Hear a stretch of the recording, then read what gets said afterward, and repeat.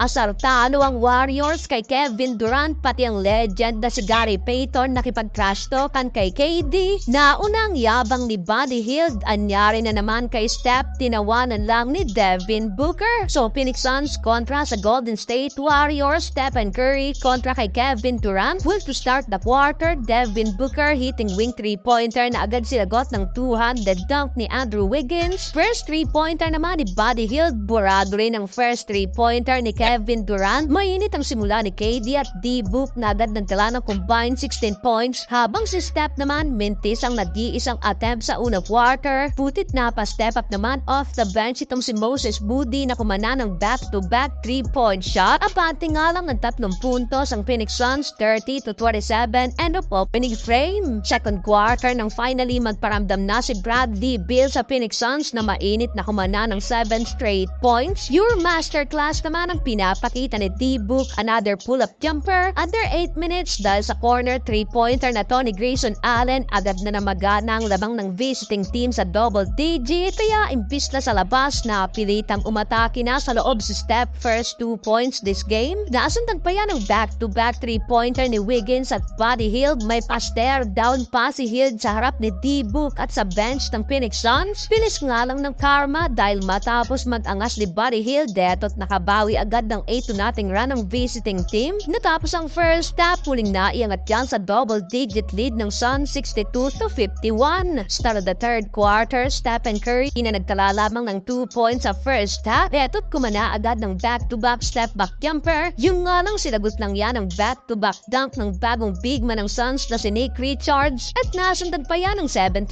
run ng visiting team. Devin Booker again, another 3-pointer. Pailing-iling na lang sa bench si Dre at walang maitulong dahil sa anang injury. Unstoppable ba naman si D-Book na meron ng 24 points at 8 assists? Tinatawanan lang ang Warriors, habang si Steph naman tinamaan na naman ng bala. 6 points pa lang, maalat pa rin, shooting 0-4 beyond the arc. Under 4 minutes na magapa sa 20 plus points ang tampak na nagawa ng Phoenix Suns. Napikon pa si Gary Payton at nakipag-trash talkan kay Kevin Durant. Without Curry, napagawa ng run ng Warriors, kaso tila nag-init si KD sa trash talk ni Gary Payton at nagpakawala ng 3 straight 3-pointer. Asartado malala tuloy kay KD, 98-79 end of third period. Quarter nang finally makabutas na rin si Stephen Curry beyond the arc with a total of 7 straight points. Agad ang kinana ni Steph, kaso laging may sagot din ang Phoenix Suns. Mamaw si D-Book na meron ng 31 points at sa laki ng lamang hindi na rin pinasok pa si KD. Sa uli, panalo ang Phoenix Suns sa likod ng combined 71 points ni KD, D-Book at Bradley Beal.